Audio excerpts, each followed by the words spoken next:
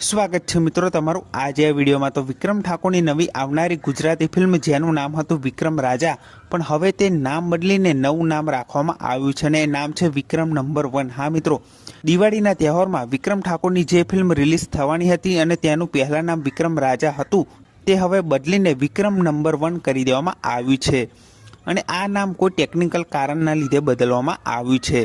તો આ ફિલ્મનું ખાલી નામ બદલાયું છે, ફિલ્મ તો એ જ છે। અને તમને આ નામ કેવું લાગ્યું એ કમેન્ટ કરીને જરૂરથી જણાવજો। બાકી આ ફિલ્મમાં હવે નવા પોસ્ટર, ટીઝર અને ટ્રેલર હવે ટૂંક સમયમાં આપણને જોવા મળવાના છે અને જેવા આ ફિલ્મના નવા પોસ્ટર, ટીઝર અને ટ્રેલર આવશે તો સૌથી પહેલાં તમને આ ચેનલ પર જરૂરથી જાણવા મળી જશે। બાકી તમે કમેન્ટ કરીને જરૂરથી જણાવજો કે વિક્રમ રાજા ફિલ્મ સારું હતું કે પછી વિક્રમ નંબર 1।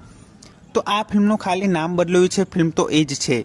તો આ ફિલ્મને જોવાનું ભૂલતા નહીં। બાકી આ ફિલ્મની જેવી કોઈ બીજી અપડેટ આવશે તો સૌથી પહેલાં તમને આ ચેનલ પર હું જરૂરથી જણાવી દઈશ।